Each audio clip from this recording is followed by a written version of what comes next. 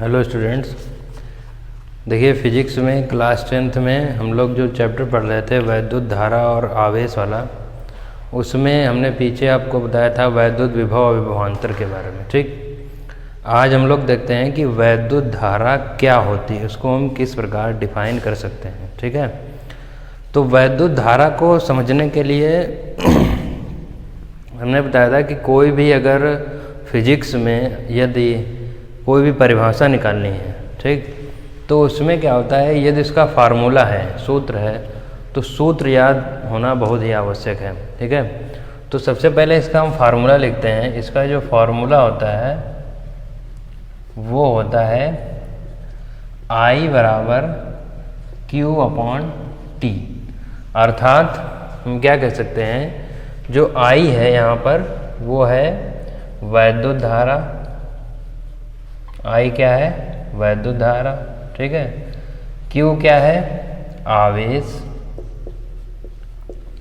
और ये जो T है, T को क्या बोला जाता है मालूम है? T यहाँ पर है समय। T क्या है? समय। ठीक, देखिए परिभाषा बनाएंगे कैसे इसकी। यदि हमको पूछे कि वैद्युत धारा अर्थात इंग्लिश में इसको बोलते हैं इलेक्ट्रिक करंट, इलेक्ट्रिक करंट क्या होता है? पहले तो हम ये कह सकते हैं कि कोई अगर वैद्युत परिपथ है, ठीक, या कोई चालक है, ऐसे कहेंगे कि चालक, क्योंकि चालक में ही वैद्युत का प्रवाह होता है। ठीक है, वैद्युत धारा का।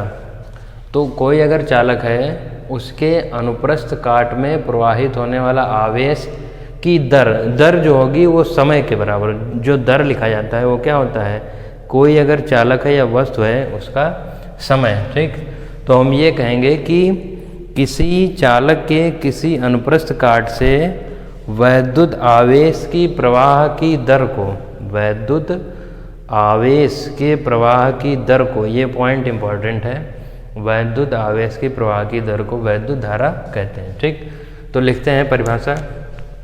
परिभाषा कैसे लिखी जाएगी? परिभाषा में लिखेंगे किसी चालक के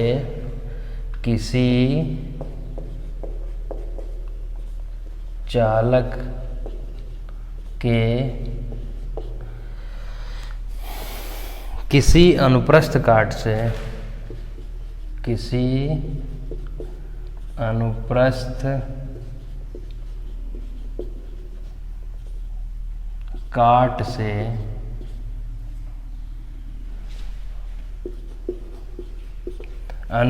काट से वैद्युत आवेश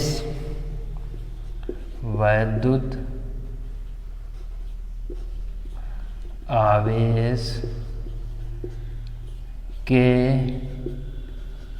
प्रवाह की दर को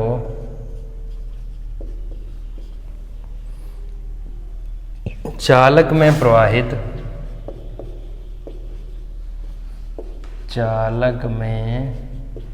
प्रवाहित वैद्युत धारा कहते हैं।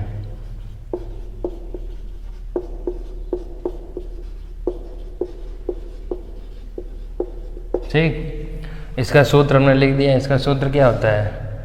I बराबर Q/T। सब लोग समझ रहे हैं? अब देखिए दूसरी चीज़, ये परिभाषा हो गई इसकी, सभी लोग लिखेंगे। ठीक, बात आती है मात्रक की। किसकी बात आती है? मात्रक की। तो देखिए जो इसका SI मात्रक होता है, SI मात्रक, ठीक है, वो क्या होता है? लिखेंगे इसका SI मात्रक, SI मतलब होता है इंटरनेशनल सिस्टम में यूनिट। एम्पियर क्या होता है? एम्पियर होता है, एम्पियर होता है। ठीक, दूसरा मात्रक क्या होता है? दूसरा इसका हम क्या कह सकते हैं? दूसरा मात्रक होता है, देखो आवेश है ये और ये समय है, तो आवेश का मात्रक क्या होता है? कूलाम। और समय का मात्रक क्या होता है? सेकंड।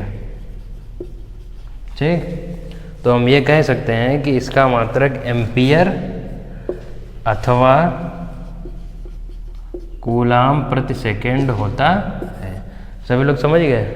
तो इतनी चीज़ सभी लोग लिखिएगा वैद्युत धारा के बारे में। बाकी आगे का टॉपिक जो होगा वो नेक्स्ट वीडियो में बताया जाएगा।